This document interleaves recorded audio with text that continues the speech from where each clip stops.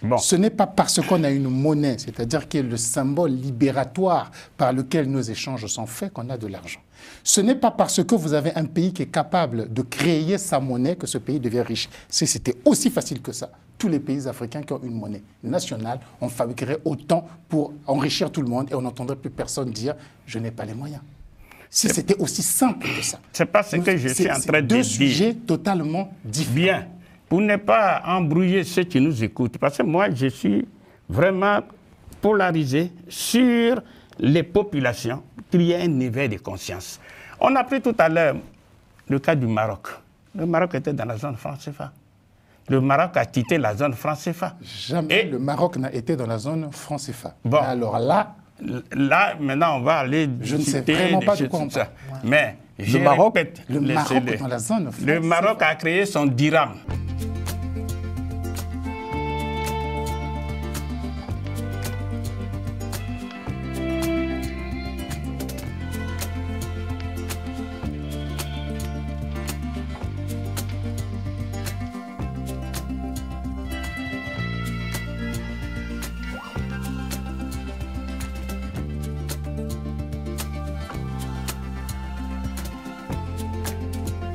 Bonjour, chers téléspectateurs de Global Africa Télé Sud. Bienvenue dans votre émission Tumulte, qui parle aujourd'hui du franc CFA, qui, il y a environ 20 ans, a fait beaucoup de bruit et perd de sa superbe au fil des années. Pour en parler, nous avons sur notre plateau le professeur Nicolas Agboou, professeur des universités en économie et gestion, François Ndengue, qui est chairman de African Advisory Board. Et enfin, Hervé Maïka, très populaire dans son université populaire sur les réseaux sociaux, YouTube, TikTok, et qui ne manque pas de se pencher sur la question du franc CFA qui passionne beaucoup sur les réseaux sociaux. Il est consultant en gouvernance et développement. Bonjour Nicolas Agboou, vous, il y a 20 ans environ, vous avez évoqué la franc CFA sous le nominatif de franc colonial. Aujourd'hui, le débat n'est plus un débat, il a perdu de son envergure. Bien, merci madame. Merci pour m'avoir d'abord invité et merci pour avoir mis sur la place publique le sujet du franc CFA. Il faut tout de suite rappeler aux uns et aux autres, on parle de ce qu'on appelle le triangle des souverainetés. Pour tout le monde, le mot souverain, ça veut dire au-dessus de vous, il n'y a plus personne, sauf Dieu. Au moment où les Africains sont à la recherche, mais d'actualité, ils sont à la recherche pour avoir leur souveraineté. Les pays qui utilisent le franc CFA, c'est-à-dire le franc des colonies françaises d'Afrique. Ça, c'est son nom originel, d'origine. Mais en 72-73, ça a changé pour les zones Afrique centrale, Afrique de l'Ouest, non? Actuellement, et sur les signatures, les documents signés, on ne voit pas la signature d'un seul colon. Non, je suis en train de vous dire quelque chose de fondamental. Si vous êtes Madame Kanté et que M. François Ndegue ou moi-même, on vous appelle Madame Mamadou, vous restez toujours la même personne. Donc, nous sommes en train de parler aux Africains pour leur dire le franc des colonies françaises d'Afrique, c'est son nom, même si on peut l'appeler, pour l'habiller, le franc de la communauté financière, tout ça, c'est la division. Mais en 72-73, les Africains qui ont signé, n'étaient-ce pas en toute souveraineté? Reprenez votre question. En 72-73, les banques centrales des États de l'Afrique de l'Ouest et des États de l'Afrique centrale ont apposé leur signature pour reconnaître cette monnaie comme les leurs. Est-ce qu'ils n'étaient pas souverains? Est-ce que ce n'est pas en toute souveraineté qu'ils je vous parle de... C'est-à-dire, laissez-moi développer et je vais vous dire. Le souverain, pour le franc CFA, au-delà de tout ce qu'on peut vous dire, c'est la France. Pourquoi? Parce que c'est la France qui l'a inventé en 1945, conformément à l'article 1 du décret 45-01-36. Aucun chef d'État africain, et je pèse mes mots, ne peut dire qu'ils sont propriétaires ou bien inventeurs du franc CFA. Non. il a été inventé le franc CFA par le général de Gaulle, conformément à cet article, et ceci en urgence. Pourquoi? Parce que le général de Gaulle, qui a été bien inspiré par le nazisme monétaire dont la France a été victime ici, eh bien, dès qu'il est sorti de ce nazisme, il a dit à son ministre des colonies, Jacques Soustelle, et à son ministre de l'économie, René Pleven, de lui préparer un décret de création du franc CFA. Donc, ça, et quand ce décret a été prêt, en urgence, j'insiste, en urgence, parce que lui-même, il était le président du gouvernement provisoire, il a signé un décret en urgence et le franc CFA a été créé et on l'a imposé aux Africains, certes, aux colonies d'Afrique, mais aussi dans l'autre partie, comme dans l'océan Pacifique, etc. Mais nous nous focalisons sur l'Afrique. D'accord. Et dans tous les pays du monde, il faut le rappeler avec force. D'accord. On va donner la parole aux autres. Voilà, et je termine. La monnaie appartient toujours et toujours au peuple. Donc, à défaut d'un référendum pour demander l'avis du peuple, on demande aux représentants du peuple. Ce qui n'a pas été fait. D'accord, on va évoluer. Voilà. François Ndengwe, vous, quelle est votre approche sur cette monnaie que Nicolas traite jusqu'à présent de monnaie coloniale? Le professeur Nicolas Agbo vient de rappeler les fondements. Et si on n'a pas ces fondements, on ne comprend pas ce que c'est que le franc CFA. C'est pour ça que c'est difficile de parler du franc CFA, y compris aujourd'hui avec même des spécialistes africains qui ne sont pas allés regarder ce que c'est. Et si vous avez suivi le professeur au début, il a parlé du triangle de souveraineté. Vous voyez que le mot souveraineté revient aujourd'hui, y compris en Europe, dans leur rapport avec les États-Unis d'Amérique. Or, les Africains n'ont jamais eu la souveraineté, et en particulier sur les 3 éléments qui font ce qu'il appelle le triangle de souveraineté. Et il faut bien comprendre cette notion. Le triangle, le côté monétaire, le côté militaire et le côté du droit positif. On peut, avec un peu de temps, expliquer que sur aucun de ces côtés, les pays africains n'ont de la souveraineté. Et donc, parler même de franc CFA comme une monnaie, c'est un abus de langage. Parce que les Africains n'ont aucun moyen dessus. Et il n'est pas surprenant que le niveau de développement économique soit ce qu'il est. Si vous savez que la coopération française au départ, l'explication qui était donnée, la justification qui était donnée, par exemple, à tout ce qu'on appelle les politiques d'aide au développement, c'est qu'on devait essayer d'amener ces pays vers le développement économique. Or, si vous allez étudier le PIB par habitant de la France au début des années 60 et que vous le comparez au PIB par habitant des Africains, au lieu d'avoir une convergence, on a eu une divergence. C'est la preuve par l'absurde que le franc CFA a été nocif et reste extrêmement nocif aux économies africaines. Alors, Hervé Maïga, vous êtes à l'opposé de ces deux thèses parce que pour vous, le franc CFA est cette monnaie qui ne fluctue pas et qui donne accès avec une carte au monde entier pour les transactions aujourd'hui. N'allons pas si vite en besogne, merci beaucoup, mais on va reprendre au début. Monsieur a raison de dire que le franc des colonies françaises d'Afrique a bel et bien été créé par le général de Gaulle, mais ce qui régit le monde, ce sont les lois, c'est le droit. Le général de Gaulle a bien créé le franc des colonies françaises d'Afrique, et ce franc n'existe plus depuis 1958. Et à partir de 1958 est arrivé le franc de la communauté française d'Afrique. En 60 est arrivé le franc de la communauté financière africaine.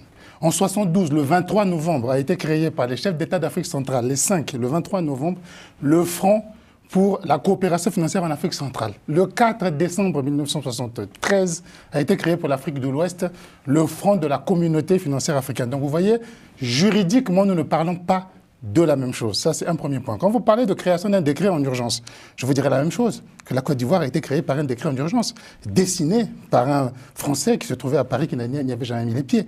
Pareil pour le Mali, pareil pour le Congo, pareil pour le Gabon. Ces États doivent donc être déchirés et jetés à la poubelle. Non, c'est une partie de l'histoire, et cette partie de l'histoire et cette dénomination du nom n'est plus la même qui régit cette monnaie qui a gardé le sigle. Et pourquoi ils ont gardé le sigle CFA tout en changeant de nom? On fait cela lorsque le sigle a bonne presse devant les banques. On fait cela lorsque vous avez un nom d'entreprise, vous rachetez une entreprise, vous changez le nom. Si le nom, vous vous en foutez. Mais si vous achetez un restaurant qui s'appelle McDonald's et que vous continuez à l'appeler McDonald's, c'est parce que McDonald's a bonne presse. Donc ce qui fait que devant les banques, le sigle CFA ayant eu bonne presse, ils ont décidé. Ce que je dis, je ne le tiens pas de moi, je le tiens de Henri Lopez, à l'époque Premier ministre du Congo, qui fait partie des signataires de la création de cette monnaie. Des textes sont en ligne.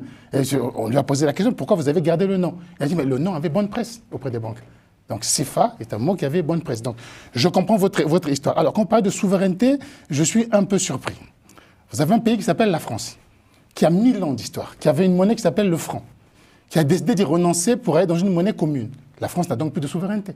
L'Espagne n'a plus de souveraineté.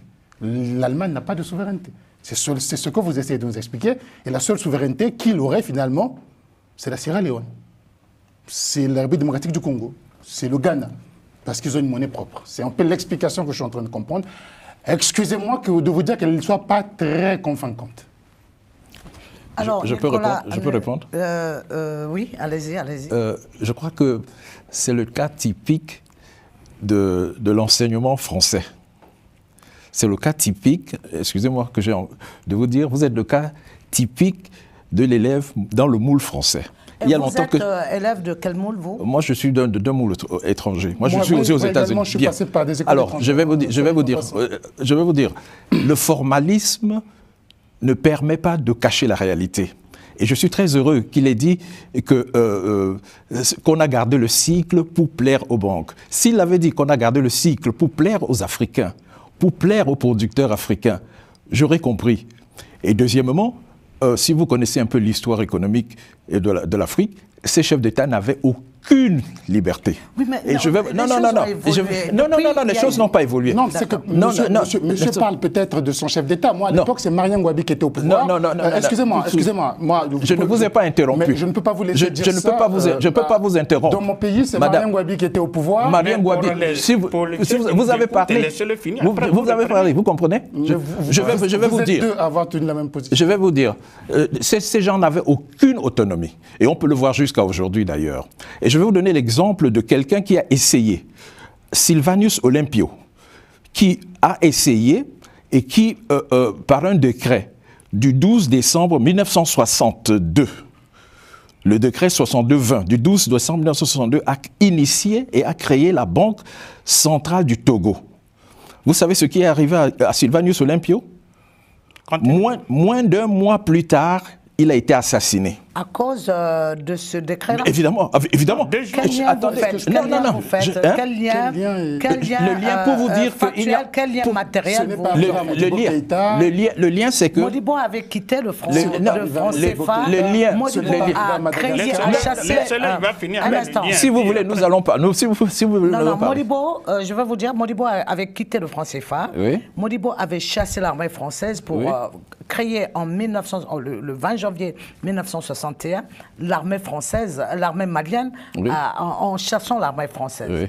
Pourquoi il n'a pas été tué comme... Ni le président mauritanien, ni le président malgache. Attendez, donc, je peux terminer sur le cas de Sylvanus Olympio. Sylvanus Olympio signe un décret de création de la Banque centrale du Togo le 12 décembre 1962. Le 13 janvier, il est assassiné. Par qui? Je vais laisser aux historiens de voir. Moi, j'ai mon idée là-dessus. Si vous voulez, on fera un débat. Non, dites-nous votre idée. Mon idée, ce sont ceux qui soutiennent le franc CFA. D'accord. Parce que c'était très clair. Si vous lisez le décret de création, vous lisez les statuts. Et le Togo, à l'époque, c'était un pays qui avait 1,5 million d'habitants.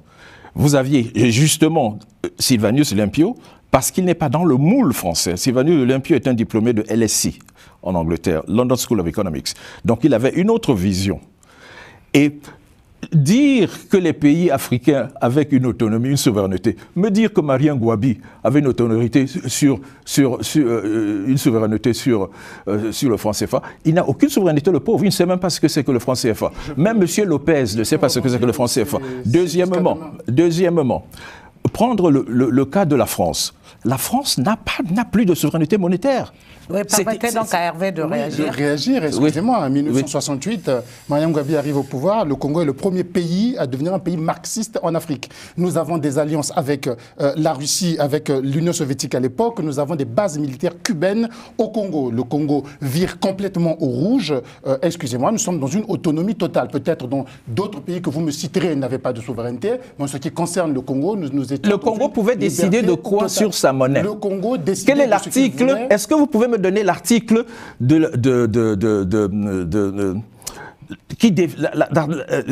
comment dire ça? Qui définit de la création non, la Constitution. Est-ce que vous savez ce que la Constitution du Congo, à cette époque, dit sur la monnaie, sur le franc CFA? Les constitutions ne parlent pas de monnaie. Vous êtes sûr? Ah non. Oh, mais je peux vous dire tout de suite. Non, ne me dites pas de manière générale. Moi, je pose pas de... Je vais être précis. Vous irez chercher, je ne sais pas quelle est votre formation, vous allez voir qu'il y a un article dans la Constitution du Congo qui dit que c'est l'Assemblée du Congo qui décide de la monnaie, et y compris des changements de monnaie, etc.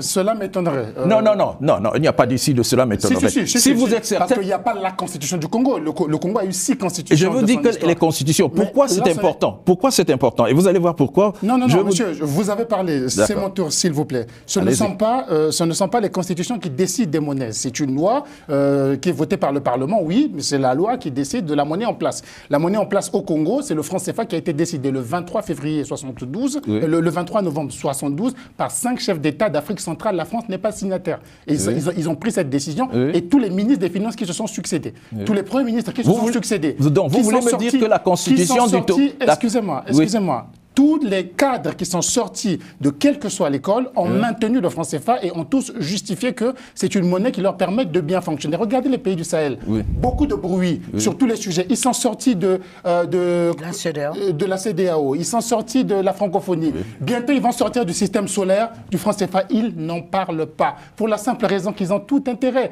Donc, toutes ces histoires de sortir du franc CFA, oui, ça vient souvent de gens qui ne gèrent pas la monnaie, qui ne gèrent pas les finances. Vous en avez beaucoup géré. J'en ai géré.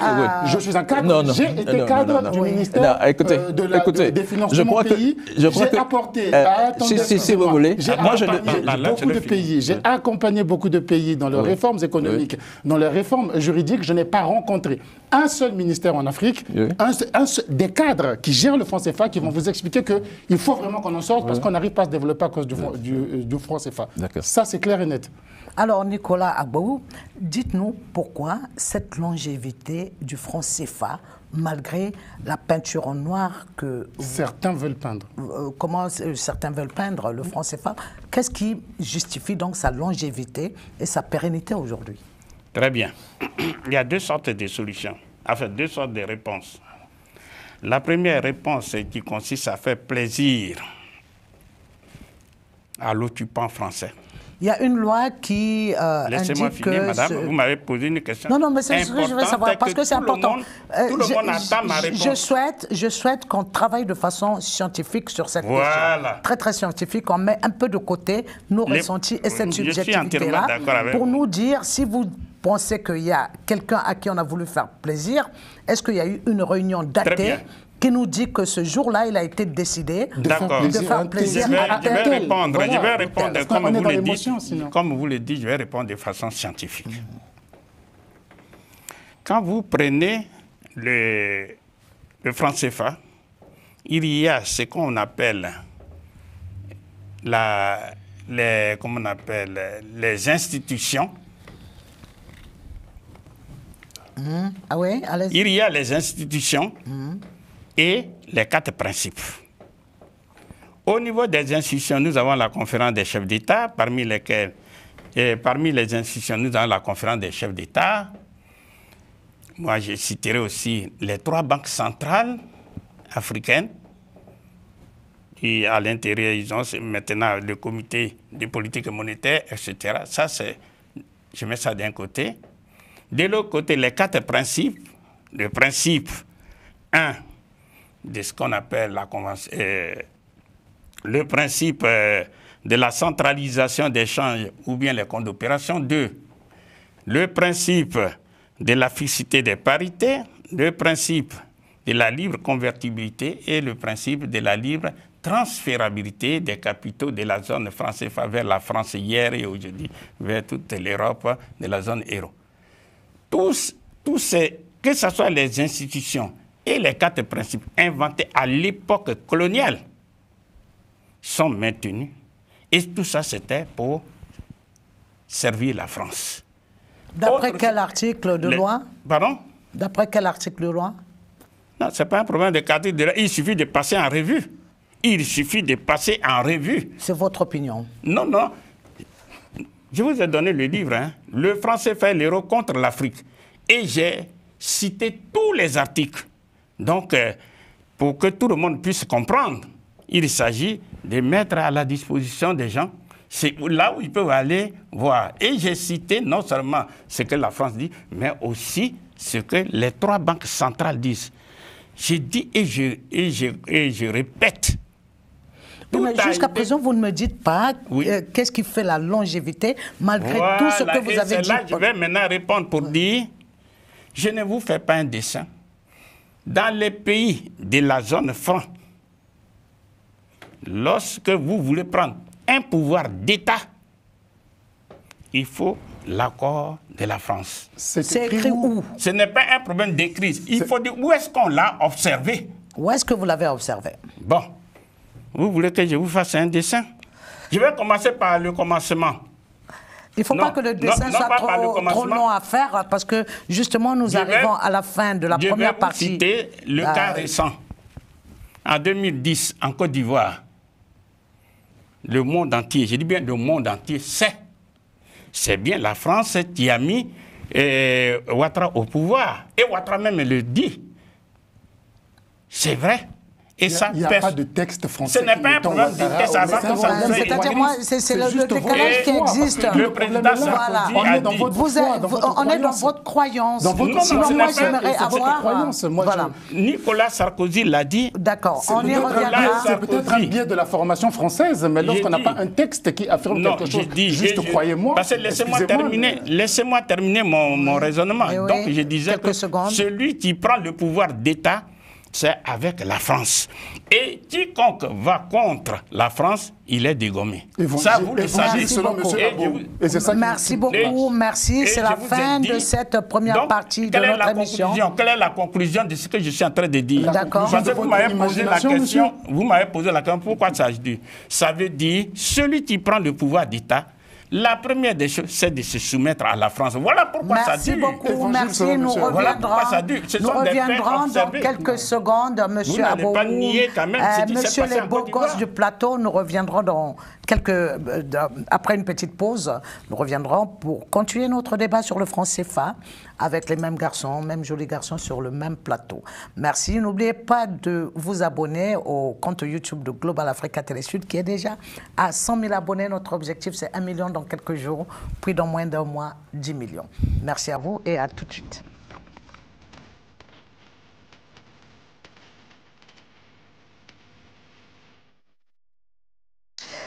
Nicolas Bouou, professeur des universités en économie et gestion, François Dengue, chairman African Advisory Board, et Hervé Maïka, consultant en développement, en gouvernance et développement. Hervé Maïka, professeur Abou, nous dit que c'est la France qui gouvernait.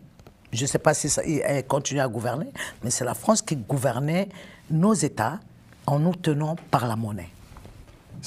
Malheureusement, c'est sa croyance qu'on ne peut pas démontrer d'aucune manière. Malheureusement, il n'y a pas un moment où la France, on peut trouver un papier d'ordre de gouvernance. En fait, la France est un État de droit. On ne peut pas avoir un pouvoir quelconque ailleurs sans avoir eu autorisation de le faire. On peut finir en prison pour cela en France. Vous voyez, Nicolas Sarkozy est aujourd'hui poursuivi pour de l'argent qu'il aurait touché au Mali, en Libye, alors que Kadhafi, qui l'accuse, est mort, etc. Non. Le franc CFA, il n'existe pas. Moi, je ne suis pas là pour vous dire que le franc CFA est une monnaie super excellente. Parce qu'il n'y a pas de bonne monnaie. Il n'y a que de bonnes économies. Le franc CFA, c'est le même qui fait que certains pays n'arrivent pas à décoller de la pauvreté. C'est le même qui fait que la Côte d'Ivoire a une croissance économique en 2024 qui va tabler jusqu'à 10% et qui est en moyenne à 8% depuis près de 15 ans. C'est le même franc CFA. Ce n'est pas la monnaie qui pose le problème, c'est la gouvernance de chacun. Ces pays vont quitter le franc CFA pour aller peut-être vers l'éco, pour ce qui est de l'Afrique de l'Ouest. Mais la question sera la même. Si la gouvernance de votre État, si la gestion de votre économie reste hasardeuse, vous tomberez dans le chaos. Si elle est bonne, vous allez réussir. Il n'y a pas une question de franc CFA. Après, on va faire des parallèles. Que tel président a été assassiné 3 jours après, on fait un lien personnel avec le franc CFA, mais qui n'existe pas. Parce que comme on l'a dit, Modibo Keïta n'est pas mort. Le Madagascar est parti, il n'est pas mort, et d'autres pays ont quitté, d'autres ont rejoint, personne ne leur a mis le couteau sous la gorge, personne n'en est mort. Le franc CFA est une monnaie qui fonctionne et qui a même un avantage, je dis c'est une monnaie comme une autre, mais elle a quand même un avantage par rapport aux autres, c'est sa stabilité. Tous les pays qui utilisent le franc CFA... Il y en a qui ont signé, il y a une zone qui a signé pour la stabilité et l'autre qui a signé parce que c'était, je crois, parce que c'est une monnaie qui permettait d'échange avec sa parité avec le franc français à l'époque permettait une force que n'avait pas beaucoup. C'est important, c'est ce qui fait que tous les pays qui sont voisins du franc CFA cherchent du franc CFA. L'inverse n'est pas vrai. Quand vous allez au Ghana, vous quittez la Côte d'Ivoire jusqu'au Ghana, jusqu'à 100 km à l'intérieur des terres, vous pouvez payer en franc CFA. Mais quittez le Ghana avec le cedi ghanéen, vous ne paierez rien à la frontière même du Cameroun, de la Côte d'Ivoire. C'est la même chose, une loi nigériane autorise le paiement dans les 2 francs CFA, étant donné que le Nigeria est à la frontière des 2 zones. Le Cameroun d'un côté, le Bénin de l'autre, autorise l'utilisation du franc CFA par les banques intérieures. Ce n'est pas le cas au Cameroun. Personne ne vous prendra du Naira, superbe monnaie soi-disant souveraine. C'est le même cas, République démocratique du Congo, mais moi je suis congolais, tout le monde connaît ça. Vous arrivez à Kinshasa, on vous prend votre franc CFA, on vous court derrière. Mais qui a besoin du franc congolais de la RDC? Personne. Donc les commerçants eux-mêmes savent. Mais je ne sais pas si vous réalisez que si vous êtes payé en Naira, vous avez cotisé votre retraite en Naira, à la fin de l'année, votre retraite a perdu 10% de valeur dans les meilleures années. Je ne sais pas si vous réalisez. Dans le franc CFA, on n'a pas ce problème. On ne l'a pas. François Ndengwe, quand vous êtes, disons, en Norvège, votre carte bancaire du franc CFA vous permet de faire des achats. Alors que si vous avez le rand, le yen, il vous faut avoir une carte en dollars et une carte en votre monnaie nationale. C'est très mauvais. Est-ce que vous pouvez faire la même chose avec le renminbi? Les Chinois n'ont pas eu besoin. Je crois que c'est l'illusion qu'on a vendue aux Africains. Les Chinois se sont développés sans avoir à avoir une monnaie qui est convertible dans le monde entier. C'est exactement ce qu'il ne faut pas faire.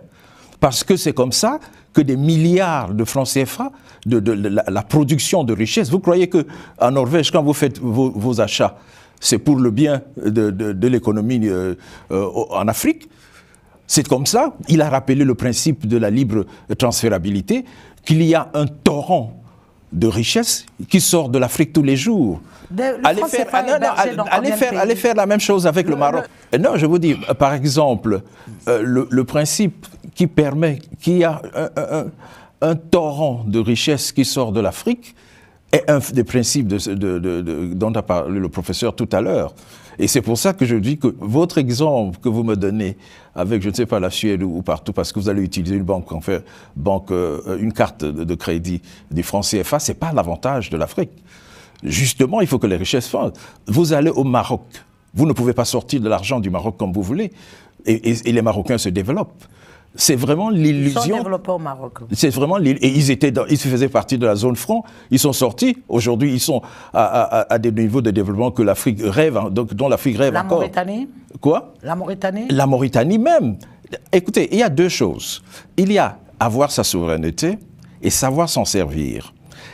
Mais vous pouvez ne pas savoir vous servir de votre souveraineté, mais ça c'est autre chose. Parce qu'il suffit d'un petit clic pour que tout aille. Mais quand vous êtes enfermé dans un camp de concentration monétaire et que vous n'avez pas de souveraineté, vous ne pouvez rien faire. Et je ne sais pas combien de temps il faudra encore le développer, mais l'Afrique de la zone franc ne pourra jamais se développer. Et tous les rêves, tout ce qu'on a pu dire... La Guinée-Conakry est plus développée que des pays de franc CFA. Le problème n'est pas là. Je vous ai dit encore, il y a 2 choses. Il y a avoir sa souveraineté. C'est comme vous pouvez avoir votre salaire et vous pouvez aller boire tout le temps avec votre salaire, mais n'empêche que c'est votre salaire.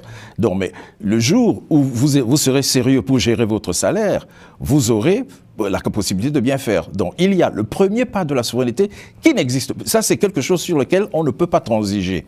Et si vous n'avez pas la souveraineté, la monnaie doit servir à développer l'économie et ça doit permettre à financer les projets. Et vous pensez que nous ne sommes pas développés à cause de notre économie ou, Nicolas Gbowou, c'est parce que nous avons des économies très faibles, pas construites, nous ne transformons rien et nous n'avons pas du tout construit nos économies ou c'est la monnaie qui pose problème?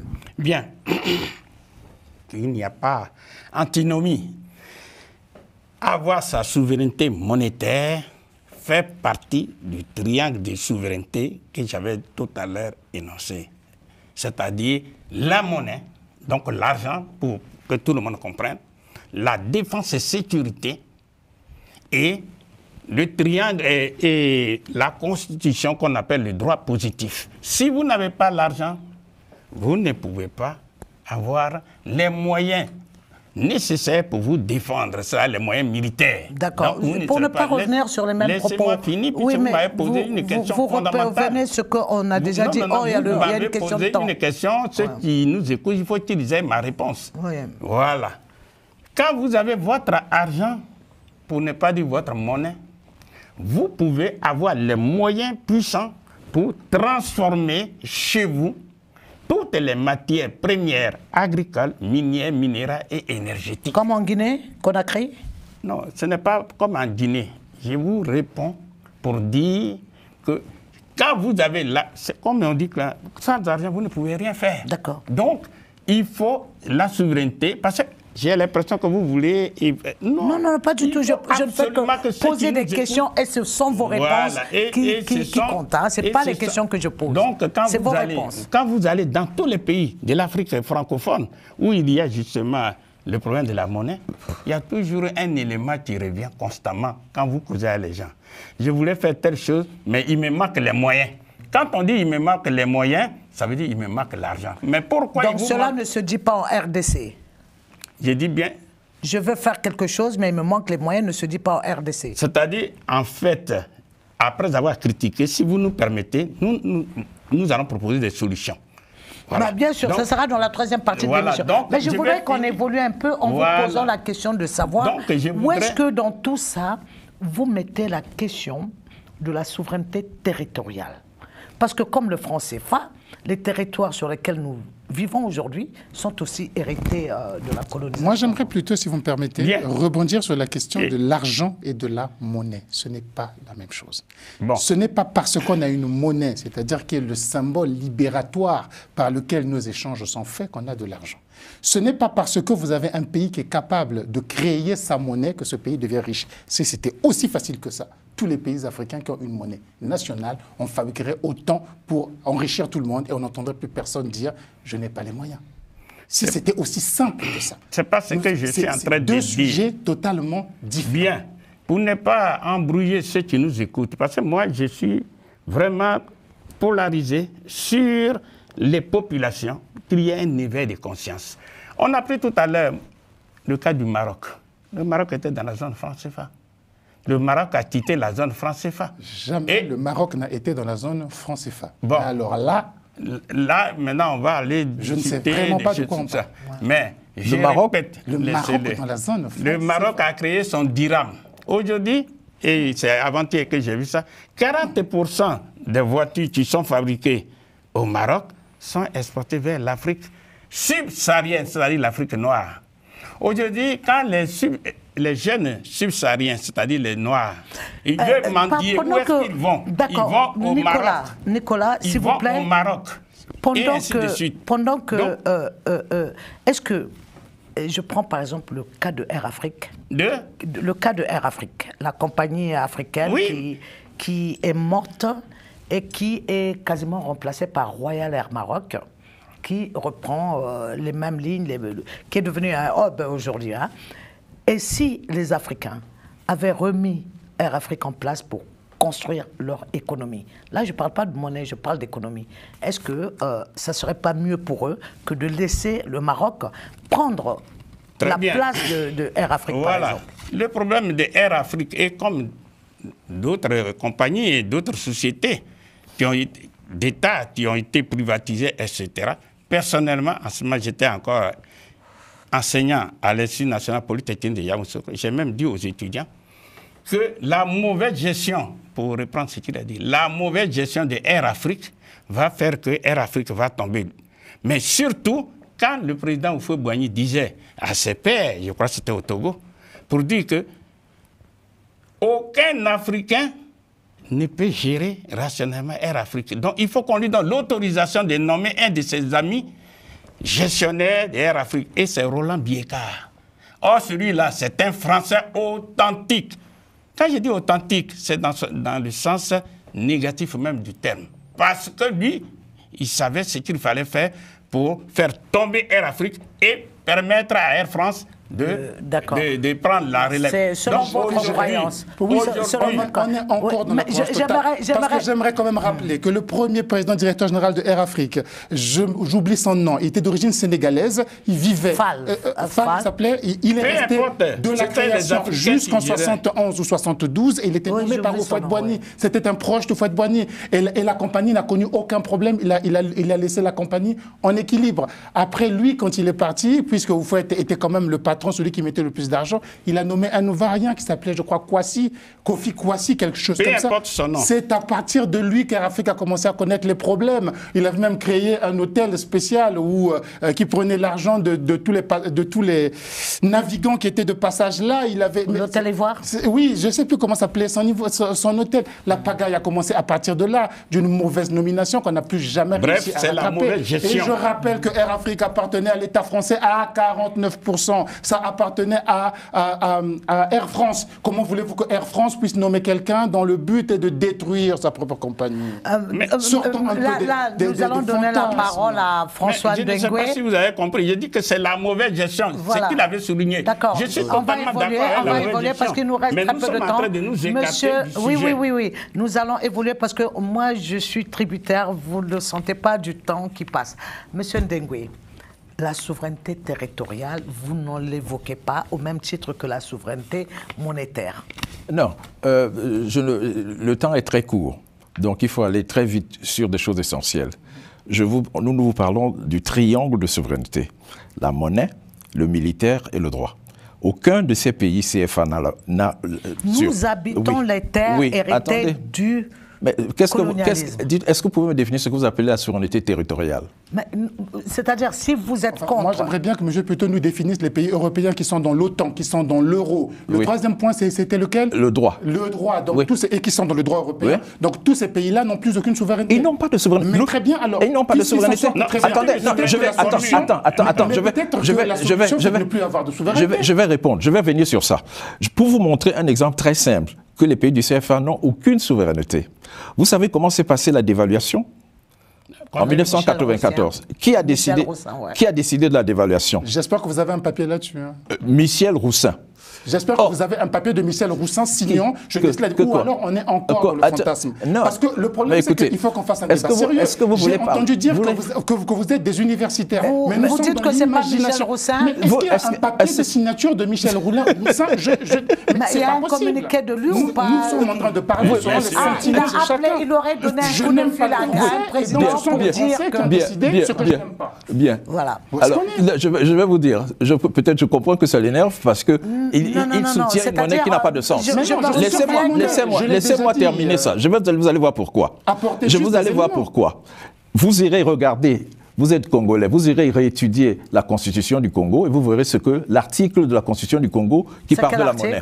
Je n'ai pas le numéro en tête. Mais l'article dit ceci: toute modification monétaire doit avoir l'aval du Parlement.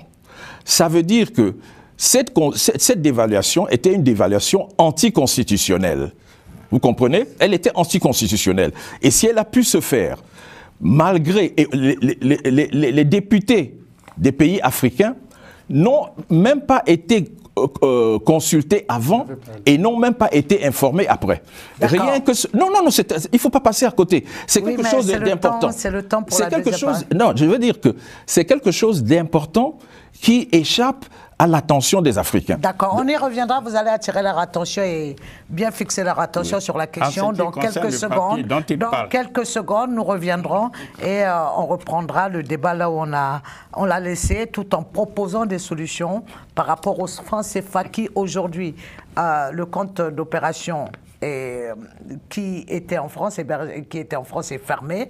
Elle est dans la gestion strictement africaine par les deux pôle central et ouest et centre qui gèrent de renavant leur monnaie. Oui, d'accord. Vous aurez l'occasion de nous expliquer pourquoi c'est pas vrai. On se retrouve donc dans quelques secondes.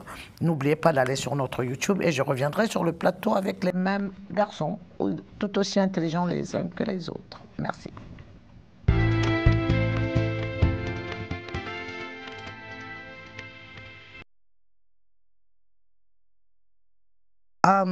Tumulte sur Télésud, Global Africa Télésud, toujours sur le même plateau, pour évoquer la question du CFA.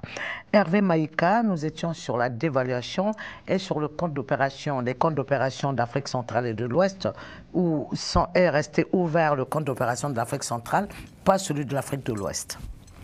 Oui, j'aimerais juste rappeler que la dévaluation est arrivée parce que l'endettement des pays qui utilisent le franc CFA était tellement élevé que la France, qui devait couvrir cet endettement tel que les accords disaient, ne pouvait plus suivre.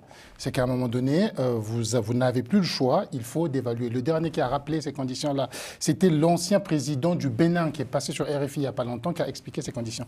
Mais le plus important, c'est qu'on a fait croire aux Africains, évidemment, la dévaluation a été un choc. Nous l'avons vécu très difficilement, que la dévaluation était catastrophique. Donc, qui a provoqué cette catastrophe? C'est la méchante France. Or, la dévaluation a été très bénéfique. Je te demande à tout le monde de faire sa recherche sur les réseaux sociaux, partout, sur les livres, quelle a été la portée de la dévaluation 2 à 3 ans après. Les études sont multiples. Partout, ça a été un succès. Il y a des pays qui sont passés avec des croissances négatives à des croissances de plus 9. Donc, mais on a construit une idée. En ce moment, une dévaluation est nécessaire. Le dernier rapport de la Banque africaine de développement insiste qu'une dévaluation du franc CFA de 10% permettrait à l'Afrique, à tous les pays qui utilisent le franc CFA, une croissance de 2 à 4%. Donc la dévaluation n'est pas négative. Mais c'est juste sur ce point que je voulais revenir. Mais ce n'est pas à quelqu'un de décider. C'était une situation où la plupart des pays étaient bloqués par un endettement excessif. Et qu'il fallait quelqu'un... Est-ce que vous pouvez me dire quel était le taux d'endettement des pays africains à ce moment? Ils sont nombreux. C'est 14 pays dont il faut vous donner des taux différents. Un taux moyen. C'était élevé. Combien? Quand même assez élevé. Combien? Non, chacun peut faire sa recherche. Non, mais écoutez... On est dans un monde connecté. Soyons un peu précis. Ouais. Vous voyez, aujourd'hui, la France... Vous savez le taux d'endettement de la France aujourd'hui? Ils sont à près de 130%. Donnez-moi le taux d'endettement des pays africains au moment de la dévaluation. C'est pas beaucoup, 130% pour la France, à vrai dire. Vous savez, le Japon est arrivé à 475%. Non, ce n'est pas ça. Vous connaissez le taux d'endettement du Japon, mais vous ne connaissez pas le taux d'endettement de la France. Des pays africains en 94. Donnez-moi le taux. Vous êtes sérieux? En 94, je dois me balader avec 14 taux dans ma tête. Donnez-moi. Non, vous n'avez pas besoin de 14 taux. Aujourd'hui, les pays africains... Non, mais je veux vous répondre sur cette question, parce que c'est vraiment pas une question piège. Aujourd'hui, les pays africains sont limités à un taux d'endettement de 70%. Aujourd'hui, les deux zones qui utilisent le franc CFA, 70%, c'est le maximum. Mais c'est par rapport à la faiblesse de leurs économies. Un taux d'endettement pour un pays développé, mais lequel est aux États-Unis, le taux d'endettement, il est plus élevé que ça. Non, vraiment, j'ai l'impression qu'il ne connaît pas l'économie. Le problème, écoutez, je vais vous expliquer. Le Japon a eu même des taux d'endettement de 200%. Même de 475%, je vous le dis. Alors, à quel moment faut-il dévaluer? Mais le Japon, ce n'est pas l'Afrique, ce n'est pas le même niveau économique. Deuxièmement, attendez, ce n'est pas la peine de parler fort. Je vais vous donner le taux d'endettement tout à l'heure. Deuxièmement, vous savez ce qu'on appelle la garantie? La garantie, il y a un des principes du franc CFA qui s'appelle la garantie. La garantie, ça veut dire que la France, il me dit la France ne pouvait plus. Il a utilisé le mot. À quel moment? Dans quel texte plus il veut le texte, qu'ils me disent à quel moment la France ne pouvait plus garantir le taux. Quand il y avait les avoirs africains au Trésor, qui rapportent de l'argent. À qui? Qui rapportent de l'argent. À la France, bien sûr. Qui rapportent de l'argent. Donc, écoutez, 0,7%. Non, attendez. Quand on dit la garantie... Non, je veux dire, pour vous dire que c'est la seule fois où la France devait utiliser sa capacité de garant pour faire actionner sa garantie. Et à ce propos, si vous lisez le livre du président Mamadou Koulibaly, il a écrit un livre là-dessus sur Opération Licorne. Et dans ce livre, il cite une lettre qui était une lettre écrite au ministre français, M. Monori, par celui qui, je crois qu'il était du Burkinabé, qu'il écrivait au nom de ses collègues ministres de la zone française, de la BCAO, pour dire, nous ne comprenons pas ce qui se passe, normalement nos avoirs devaient nous rapporter, on ne sait pas combien ça nous rapporte, nous voulons discuter, non, vous ne pouvez pas dire ça, puisque la lettre du ministre est très claire, nous ne savons pas combien ça nous rapporte. Vous avez déjà jeté ça nous rapporte. Sur attendez, attendez que je vous dise ceci. D'accord. Un ministre africain, au nom de tous ses collègues ministres de la zone franc, de l'Afrique de l'Ouest, écrit à son collègue français pour se plaindre qu'ils ne sont pas au courant. C'est dommage que je vous ai pas apporté les grilles. Je vais répondre à ce ministre qui est illettré. Je vais répondre à ce ministre pour lui dire où est-ce qu'il allait trouver ça. Je réponds à tous les spectateurs. Les grilles sont là. Je vais dire. Là, c'est des grilles de nos banques qui montrent ce qu'ils gagnaient. Attendez, je vais vous dire tout simplement que au moment où le garant, soi-disant, devait exercer, la seule fois où le garant devait exercer son métier de garant, il ne l'a pas fait. Et il l'a donc désavoué. Et ensuite, ce qu'on appelle la garantie, quand vous garantissez quelque chose, c'est encore une illusion des partisans du CFA. La garantie relève de l'économie de l'assurance. Vous avez votre voiture. Votre assureur vous demande de garantir. Ça veut dire que vous déposez une prime et en fonction du risque que vous prenez, le garant vous met une prime dessus. Est-ce que vous pouvez me dire le risque que la France prend en émettant sur le franc CFA? Très bien. Alors moi, je voulais juste répondre à ce ministre et à M. Mamadou Koulibaly qui l'a repris. Je demande à tout le monde d'aller chercher un rapport spécial sur le compte d'opération. Vous tapez ça sur tous vos moteurs de recherche. Rapport spécial sur le compte d'opération. Le compte d'opération existe depuis 1976. Hein. C'est pas depuis la création française, depuis 1976. De 1976 à aujourd'hui, vous avez l'ensemble des rapports spéciaux. Combien chaque pays a déposé, combien ça lui a rapporté dans l'année, dans le trimestre, dans l'année, combien tout le monde a eu, combien a été redistribué, combien a été remis en détail. Je répète, rapport spécial sur les comptes d'opération. Donc, évidemment, il arrive qu'un nombre des parents, des amis et des militants en Afrique, donc un ministre des Finances ne sache pas qu'il peut savoir. Ce n'est pas le seul. Je dis que il écrit au nom de l'ensemble des ministres de la zone franc BC de l'Afrique de l'Ouest. Donc vous voulez dire que ce ministre... J'ai été conseiller du ministère des Finances, j'ai reçu de ces lettres des ministres des Finances, je me demande s'il a fini. Donc vous dites, si je vous comprends bien, excusez-moi, vous voulez dire que l'ensemble de ces ministres au nom duquel ce ministre écrivait sont ignorants de la chose? En tout cas, beaucoup ont dû rire. Ils savaient très bien où aller regarder, combien ils ont est-ce que vous connaissez la réponse que M. Monori lui a donnée? Pas du tout, parce que déjà la question elle est fausse. Je crois que la réponse devait être rigolote. La réponse? Oui, elle devait être rigolote. Mais justement, c'est parce que vous ne prenez pas le temps de lire. Voici ce qui s'est passé. Voici ce qui s'est passé, de dire. Et c'est vraiment dommage, hein, parce que on est là au cœur des problèmes africains. Vous savez, aux États-Unis, il y avait ce qu'on appelait le Meritorious Manumission Act. C'est-à-dire qu'on savait... What does it mean? Donne la réponse. Non, je vais de la réponse de Monori. Monori dit... je cite de mémoire, mais je peux vous envoyer la réponse tout de suite. Parce que le temps aussi passe quand vous êtes répétitif. Après, vous dites que je vous coupe la parole. Dit, vous vous plaignez. Je résume sa réponse. Monori, ministre des Finances français, il dit, écoutez, j'ai reçu votre lettre, vous n'avez pas à vous plaindre, je décide d'un montant arbitraire que je vous donne en réponse à votre demande. Voilà la réponse du ministre. La France serait donc un pays d'arbitraire. Il n'y a pas de cours de compte en France, c'est que du blablabla. Ça serait un peu... Non, je vous donne la réponse. Moi je vous donne le rapport spécial sur les comptes d'opération. Moi je sais ce que le compte d'opération a rapporté pour le Cameroun au premier trimestre 2025. Moi je vous donne le rapport spécial, je sais combien il a rapporté. Si ce ministre ne le savait pas, j'ai pitié pour son pays. Qu'est-ce que vous dites de la réponse du ministre Monori? Dans ce débat, nous restons sur un tel a dit, jamais dans les textes. texte. Mais je peux vous donner voilà, les textes. Je peux vous citer le texte. D'accord. pays- Je peux vous citer la lettre. Je peux vous citer la lettre. Je vous envoie la lettre de Monori. Aucun organisme au monde ne fonctionne sur des lettres, sur Je un peux vous tel donner- a dit je- ou sur le livre de Nous- tel je- militant. je vous donne- Tout fonctionne par rapport à des rapports signés et cachetés. Tout fonctionne par rapport à Bon, des lois, alors, à des décrets et à des est-ce textes. que je peux, Voilà, je non, peux non, répondre? non, Non, je laisse- vais voir avec je peux- Nicolas je peux- Agboou. Excusez-moi, il nous reste très peu de temps d'ici la fin de l'émission. Non, c'est pas moi, c'est le temps. Sinon, on va rester bloqué sur le même. Là, je voudrais savoir, pour que l'Afrique francophone, l'Afrique des CFA décolle, quelle est votre proposition? Bien. Pour que l'Afrique se développe, selon moi et mon binôme, il y a 4 solutions que je vais égrener. La première solution, c'est ce que nous appelons la monnaie unique africaine. Laquelle monnaie unique africaine va mettre fin à la subordination des pays africains au FMI, à la Banque mondiale.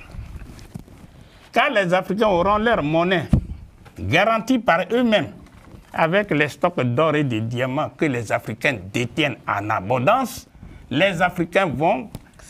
Vous savez combien coûte une machine à extraire de l'or? Je vais... Ça fait le prix, c'est le quart du budget de Mais certains de le nos pire, pays. c'est qu'on n'a même pas de stock d'or en abondance. Je C'est ça le pire. vais finir Et l'or d'égrener. extrait chez nous ne nous Je vais appartient pas. finir Non, d'égrener. on doit le vendre Je vais pour finir payer la d'égrener crème, les l'école. 4 solutions. La première solution, donc, la monnaie unique africaine, garantie par les Africains eux-mêmes, avec les stocks d'or et de diamants qu'ils détiennent en abondance, plus que n'importe quel pays du monde. Deuxième solution, industrialiser les économies africaines, c'est-à-dire transformer les matières premières agricoles, minières, minérales et énergétiques en des produits finis, lesquels produits finis génèrent de la richesse qu'on appelle les valeurs ajoutées, lesquelles valeurs ajoutées éliminent la pauvreté. Ça, c'est la deuxième solution. La troisième solution, que les Africains ouvrent les yeux et ils voient ce qui se passe. C'est les Africains doivent se déberniser, c'est-à-dire sortir de l'ordre colonial de la conférence de Berlin de 1884 et donc constituer un État fédéral. Et pour constituer un État fédéral, on n'a pas besoin de siècles. Il suffit de mettre une ceinture politique autour de ces 54 pays africains et à l'État fédéral, on lui donne 6 compétences, lesquelles, 1, comme ils forment désormais un État fédéral, un seul pays, eh bien, c'est l'État fédéral qui va gérer tout ce qui est la douane, etc. Deuxièmement, la monnaie unique africaine sera gérée par l'État fédéral africain. Troisièmement, l'armée fédérale, aujourd'hui, vous voyez tous les conflits qui sont un peu partout. C'est l'armée fédérale qui va mettre fin à tous ces conflits. Quatrièmement, une seule ambassade, pour ne pas dire un seul ministère des Affaires étrangères, comme on voit aux États-Unis. Enfin, sixièmement, je crois, eh bien, pardon? Cinquièmement? Bon, cinquièmement, comme vous le voyez, excusez-moi, avec l'État fédéral africain, eh bien, vous verrez que aucun pays, d'abord, l'industrialisation, c'est-à-dire c'est l'État fédéral qui va avoir contrôle rigoureux. Et sixièmement, il faut qu'on aille vite, c'est la fin de l'émission, il nous reste plus que 3 minutes. Et Hervé et François, Maïka et François ensuite, devront donc conclure. la quatrième solution, c'est ce que nous appelons la solution anthropologique, c'est-à-dire la résurgence des pays. La merci beaucoup, merci Nicolas. Nous avons vos 2 livres. Le premier, il est à la 21e édition, c'est le franc CFA et l'euro contre l'Afrique. Voilà, c'est déjà la 21e édition. Ensuite, vous avez la solution salvatrice de l'Afrique, n'est-ce pas? Ça, si les Africains mettent ça en jeu, c'est fini. Nous allons passer, il nous reste très peu de temps, moins de 2 minutes. François Ndengwe, quelle est votre solution pour la prospérité de l'Afrique?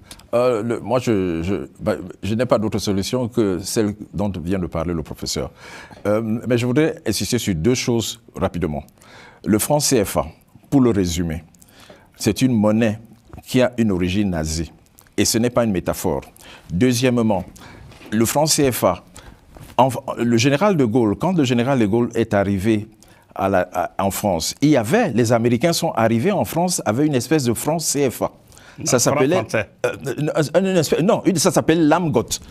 Les Américains ont imprimé de l'argent et ils avaient commencé déjà à installer l'équivalent du franc CFA. Le général de Gaulle... On est dans les perspectives.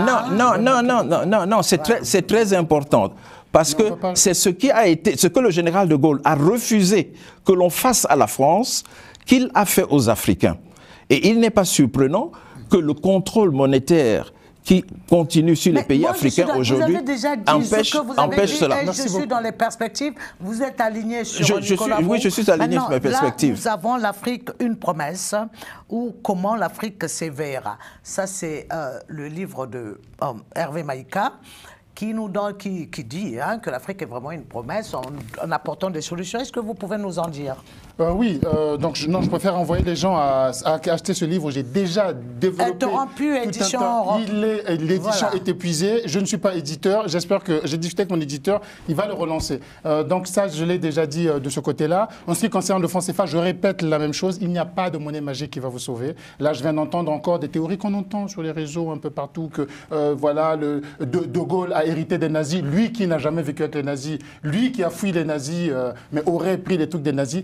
Sortez de ces idéologies imaginaires et inventées qui n'ont aucun texte, qui ne tiennent que de croyances et d'associations qui n'ont absolument aucun sens. Ce n'est pas ça. Changeons de monnaie, appelons-la franc Sahel, franc fleuve Congo. Ce n'est pas ça qui va changer. Il faut que nous apprenions à bien gérer nos économies. Les autres pays sans développer, sans avoir de monnaie magique, nous y arriverons si nous arrivons à être sérieux avec notre gestion économique. C'est tout ce que j'avais à dire.